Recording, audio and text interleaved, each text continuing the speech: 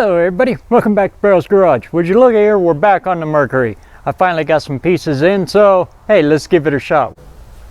Okay, so you see the fuel line there? Well, I got to isolate it from the heat because there's a lot of heat generated off this FE. So I got a piece of heater hose. Just buy it by the foot at your local auto parts store.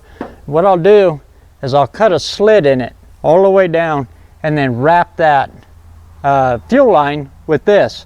And then I'll go every so often and I'll wrap it with some tape, so I can easily remove it if I need. But all this is just insulation for heat.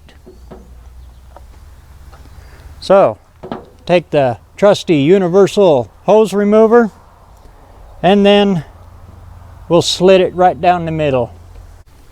Now the hose naturally wants to go that way, so we're just going to split it down that way, like cutting the belly of a snake.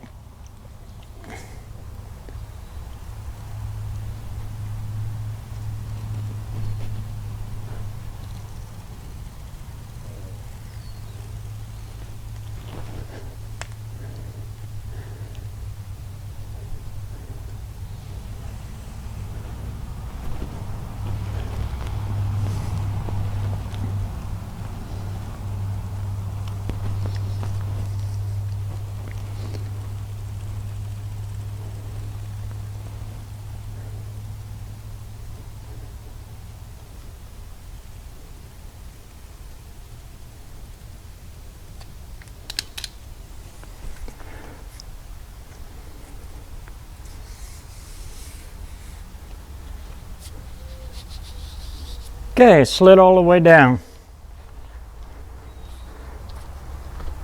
You can see the opening there. Now I can slip it over the hose. So we'll pop it out of the clip holder there.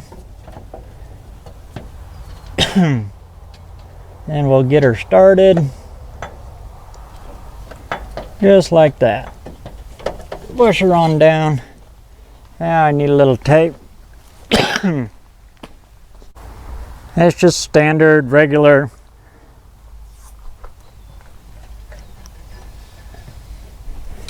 electrical tape.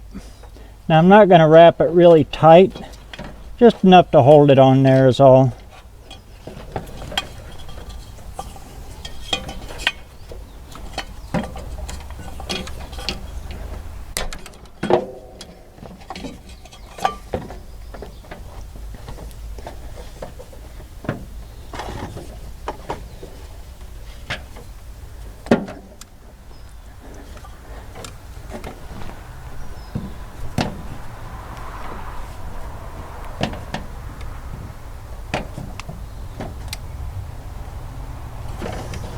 Yeah, we'll give her another wrap right there.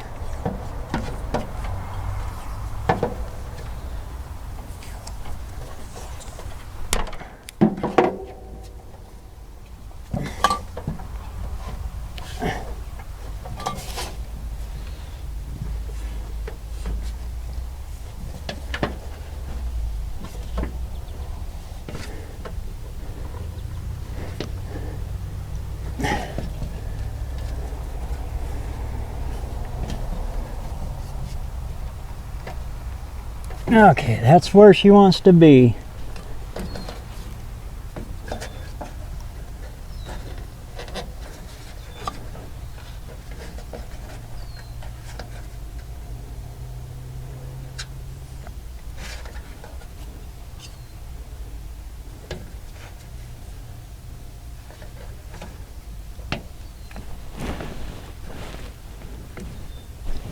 Where'd my hose cutter go?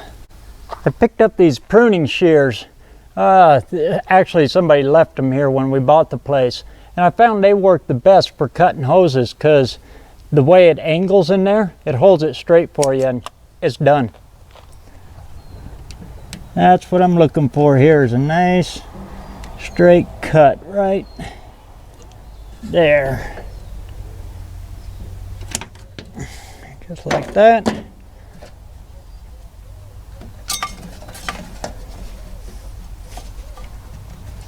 Match her up there. And then we'll tape this one off here.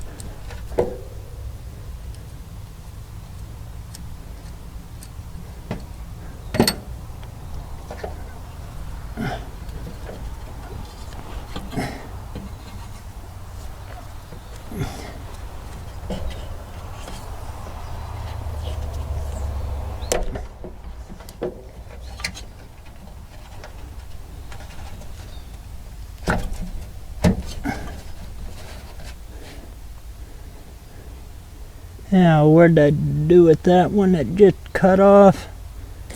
Right there.